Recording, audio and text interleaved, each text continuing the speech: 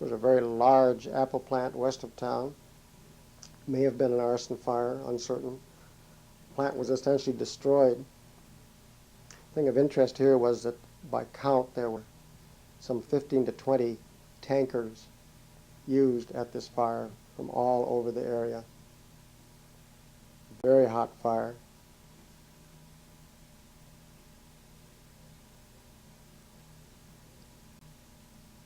Brought in the snorkel from Roanoke Park, which is south of Santa Rosa, and probably 25 miles away from the fire. But once again, the supply, of course, would all come from tankers.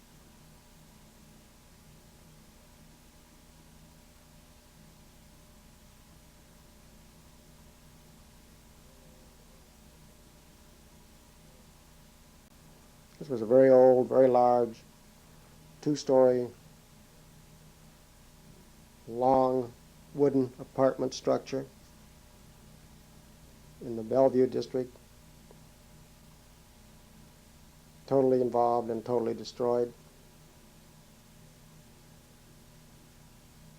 Nowhere near enough water supply to begin to handle this type of a fire.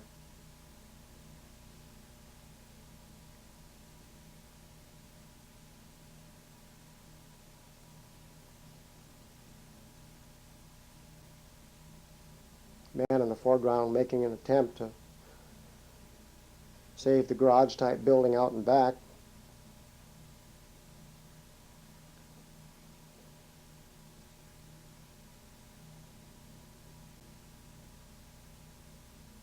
With the amount of fire and heat, he wasn't able to, and as you can see here, it's rapidly involved also.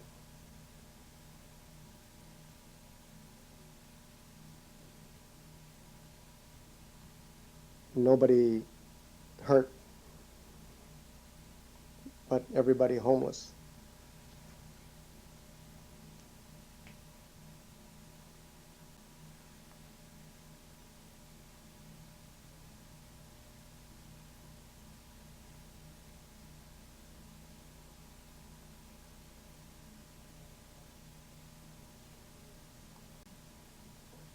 This fire started with a so-called explosion, which is probably just a backdraft.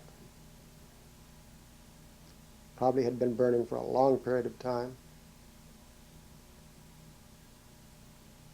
The house was very extensively involved.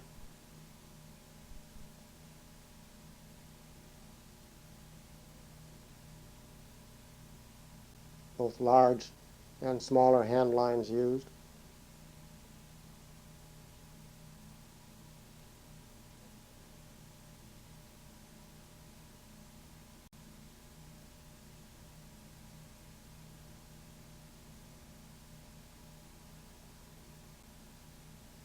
There's the battalion chief. Men with the red helmets are captains, of course. Yellow or white are firefighters. Man in the dark suit is a fire inspector.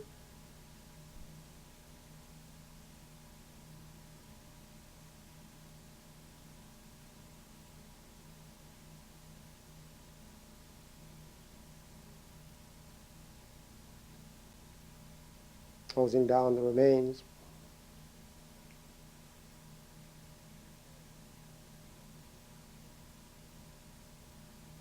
Night fire downtown in the center of Santa Rosa that started on a second floor and lapped up 2 floors.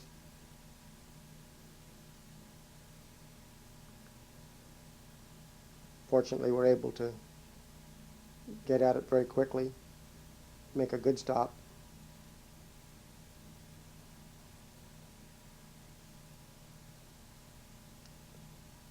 Morning after.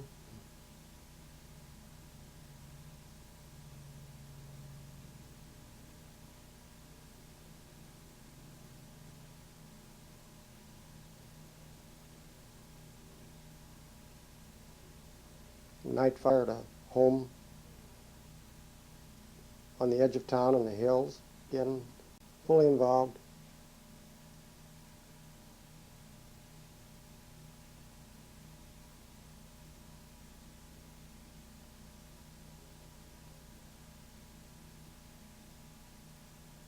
Fairly rapid control though.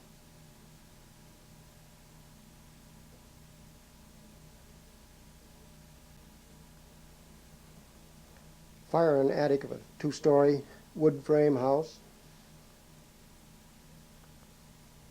Spread up through the roof. This would be a Van Pelt. I'm not sure what year engine that is in Santa Rosa.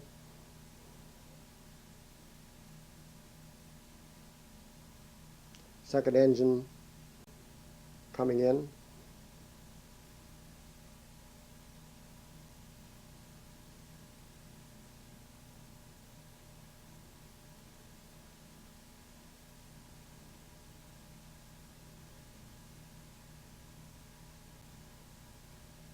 Ladder the roof.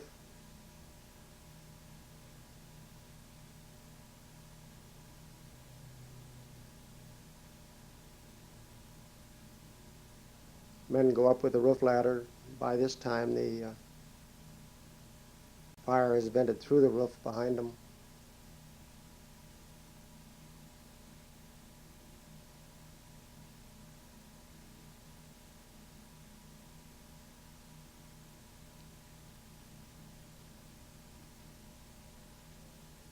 We use a hand line on the fire that's showing and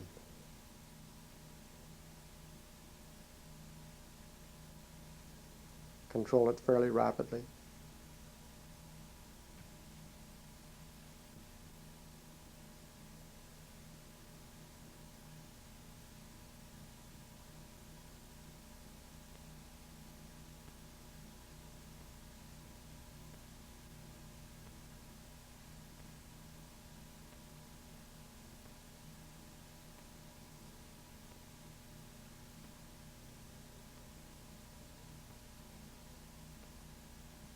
This was a little one-story beauty shop. Fire started up in the attic, mansard type shingle roof. Quite hard to get inside to get at the fire.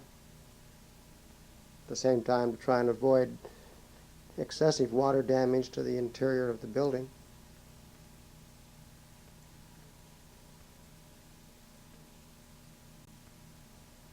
It worked largely outside and trying to strip shingles off, get down to the fire.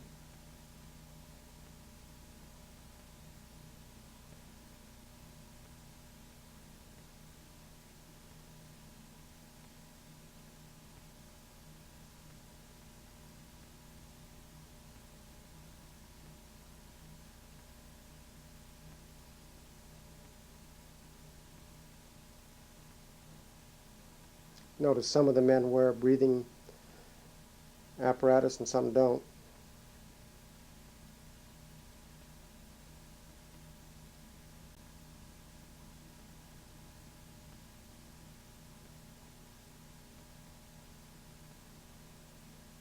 Getting some water back behind the shingles.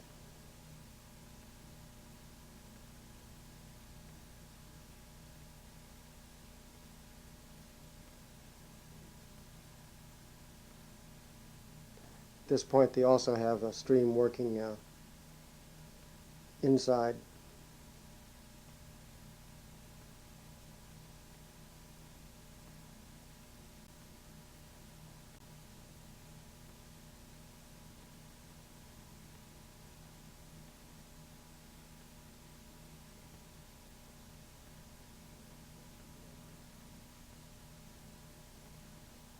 Probably they would have two engines. No truck, just two engines. Engine supplied with a 2.5-inch feeder line. And working on the fire with 2 1.5-inch pre-connect live lines.